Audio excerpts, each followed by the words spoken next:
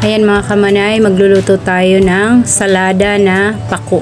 Ayan, sino bang nakakaalam ng mga pako mga kamanay? Masarap yan, para din yung talbos ng kamote mga kamanay. Pero talagang masustansya yan, masarap ang pako. Nung maliit pa ako mga kamanay, lagi akong nangunguhan yan sa tabing yung parang sapa. Yan, dyan siya tumutubo sa may mga bato-bato.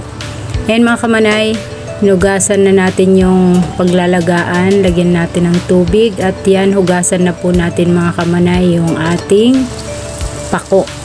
Yan, para malinis siya mga kamanay, kasi siyempre yung mga talsik-talsik na alikabok, mga dumi-dumi, ayan, hugasan natin maigi mga kamanay. At yan mga kamanay ko, ilagay na natin yan sa ulingan. Diyan, nagsiga na nga rin ako mga kamanay ng uling, sa kalandi uling mga kamanay, kasi meron akong gatungan, meron din akong ulingan, meron ding gasol mga kamanay. Pero mas gusto ko mga kamanay yung ulingan.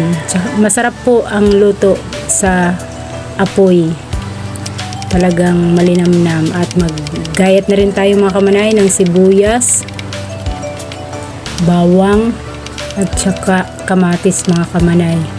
Yan, tagtarin lang natin yan mga kamanay ng pinong-pino.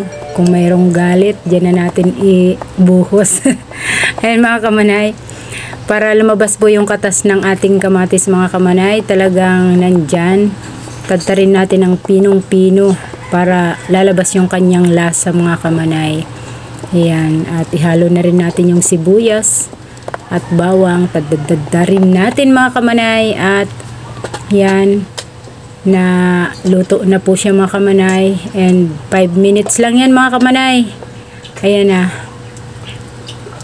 pag kumulo na yung tubig, steam mo lang, saglit lang yan, kasi hindi pwedeng ma-overcook. Tapos lagay lang natin ng asin, iodize yan.